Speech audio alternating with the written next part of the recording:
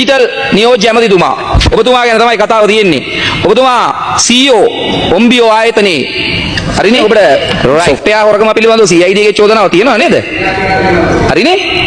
කලබල වෙන්න එපා. අනිත් අය කලබල වෙන්න එපා. තොරතුරු තියෙනවා අපි ගාව ඈ. ඒ නිසා නටන්න එපා එම්ෙන් අපුඩි කරලා. සමාගම මම දැන් CEO නෙමෙයි. නමුත් ඕක මගේ ශාස්ත්‍රීය සමාගමක්. right. බොහොම හොඳයි.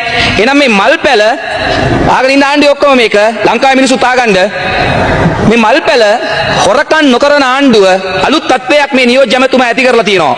බලන් ඉදි කියන්නත් දුකයි කරන්න දෙයක් නැහැ. මම විශේෂයෙන්ම තනතුර බාර ගන්න දවසේ මම ওই තනතුරෙන් අයින් වුණා. CEO තනතුරෙන් අයින් කරලා තියෙන්නේ. පවුලේ කාටවත් බාර දීලා නැහැ. ඒකේ හිටපු වෙන මේ වැඩ කරපු පුද්ගලෙක් ඇක්ටිං CEO විදිහට වැඩ කරනවා. එච්චරනවා. එයාගේම සමාගමක් එයා ඇමති ධූරිය දරනවා. ඒ අතරතුර රජයේ සමග ගනුදෙනු පවත්වනවා. මේක ඔබේ മന്ത്രി ධූරිය අහෝසි වෙන තරම් හේතුවක් වෙනවා. මේක ලොකු ප්‍රශ්නයක් තියෙනවා. පාර්ලිමේන්තු මැතිවරණයට නාම යෝජනා දෙන දවසට රජයේ සමග ගිවිසුමක් තියෙන කෙනෙක් නුසුදුසුකම් ලබන. ඩිලාන් පෙරේරා එරෙහිව රාජිත සේනාරත්න නඩුවේ වෛද්‍ය රාජිත සේනාරත්න මහත්මයාට ජාතික ලැයිස්තුවෙන් ඔබතුමාට වගේම පත්වෙච්ච මන්ත්‍රීකම නැති වුණේ ලාල්කාන්ත මැතිතුමාට මතක ඇති ඒ කාරණේ මත.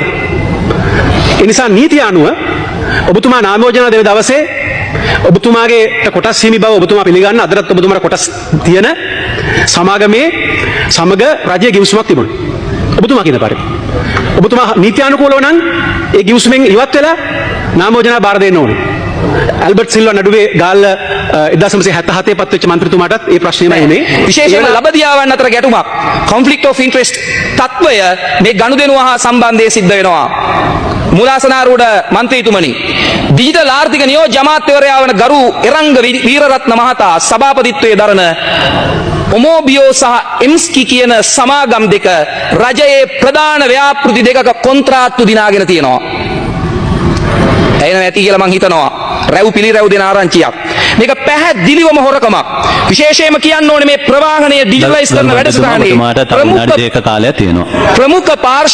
ප්‍රමුඛ පාර්ශවයක් වෙනවා ඩිජිටල් අමාත්‍යාංශයේ. එහෙම තියෙද්දි ඩිජිටල් අමාත්‍යාංශයේ අමාත්‍යවරයාට අයිති සමාගමක් මේ ව්‍යාපෘතිය දිනා ගැනීම කොයිතරම් විනිවිද පේන ගනුදෙනුවක්ද කියලා. එතුමාට කතාවටම ගායසරයක් මේක පැහැදිලිවම හොරකමක් එමතුමා ආය අහන්න දෙයක් නැහැ. හේතුව අමාත්‍යවරයා යටතේ තියෙන අමාත්‍යාංශයක් අමාත්‍යවරයාට අයිති සමාගමක්. ඒ කියන්නේ මේ දෙකම එකම පුද්ගලයෙක් යටතේ තිබීම තමයි මේ ආණ්ඩුව විසින් පෙන්වන්න උත්සාහ කරන ව්‍යාජ දූෂණ විරෝධයේ පෙන්වන ලකුණක් කියලා මම කියනවා.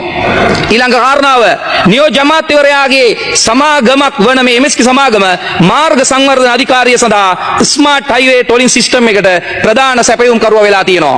ඊළඟ කාරණාව මොකද මේකෙන් අදහස් කරන්නේ? මුළු දක්ෂිණ අධිවේගී මාර්ගයේ හා පිටත